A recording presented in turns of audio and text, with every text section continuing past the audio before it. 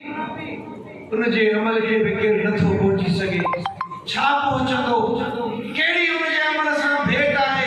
नबी करीम अलैहिस्सलाम फरमायो, हिकिड़े पासे तमाम जा को माण्हू पोयां ईंदड़ ज़माने जे माण्हू जा मुंहिंजो सहाबी जे मुंहिंजी ज़ियारत कई ईमान सां, मुंहिंजो सहाबी फरमायो त जवन जो हिकु टोयो हथ टोयो अल्लाह जे राह में ख़र्च करे ऐं उन खां पोइ जेके माण्हू मुस्लमान अचनि ऐं उहे उहद जबल जेतिरो सोन ख़र्च कनि तॾहिं बि सवाब में उन जबल जे टोए हथ टोए खे नथा पहुची सघनि।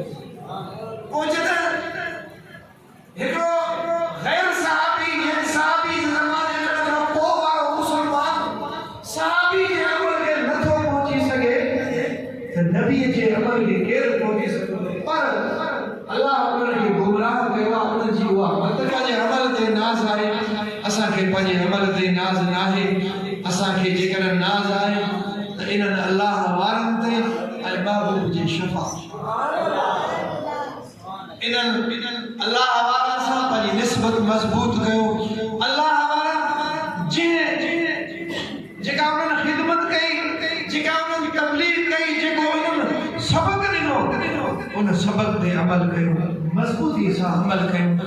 अल्लाह वारा जेको सबक ॾेई विया, जेको ज़िक्र ॾेई विया, जेको तरीक़ो ॾेई विया, असल में निस्बत जी मज़बूती इन सां आहे, नारनि सां न आहे। असां माण्हू हींअर अहिड़ो कमु सवलो करे छॾियो आहे, बसि नारा वॾा खणंदासीं।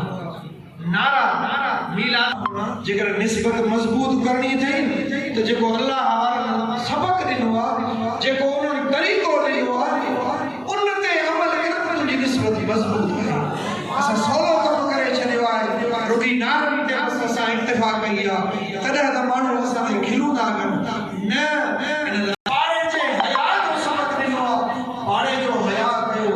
इन्हनि अबे अम्मा जे अदब जो सबक ॾिनो आहे, अबे अम्मा जो अदब कयो।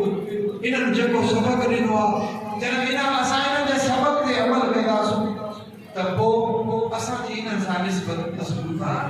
असां त